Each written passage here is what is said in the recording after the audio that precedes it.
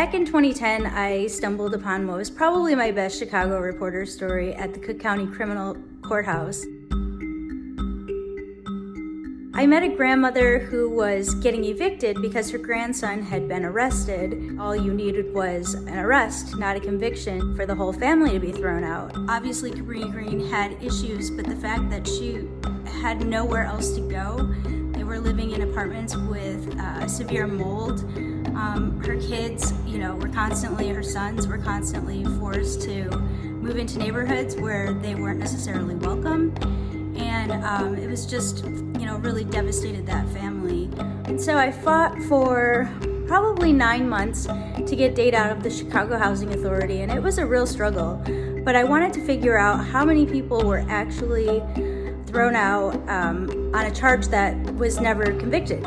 And so I went to the Cook County Courthouse, and I was able to establish that a majority of the people who'd been evicted from the Chicago Housing Authority were for arrests that never resulted in a conviction. I found that there was this real increase in the number of people who were being thrown out of the Chicago Housing Authority's buildings that were facing demolition. So you could see a correlation between the wrecking ball coming and the number of one-strike evictions, in the months before that.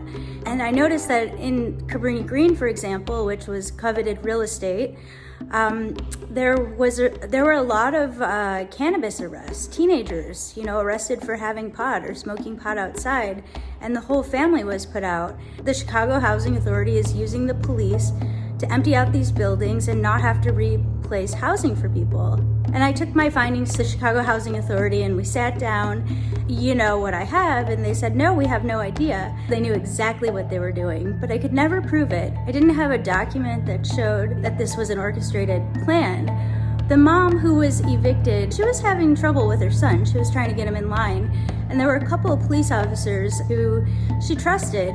And I told him about the story, and he said, oh yeah, we were told to go out and clear out those buildings. We knew, as investigative reporters, we were looking at systemic racism. We were looking at policies that discriminated and abuse of power. I think back on that story, and it really sums up what we're up against in Chicago in trying to piece together evidence to tell the story of discrimination and how so many decades after the civil rights movement that it was as pernicious as ever, and that city officials weren't afraid to use it when it helped them.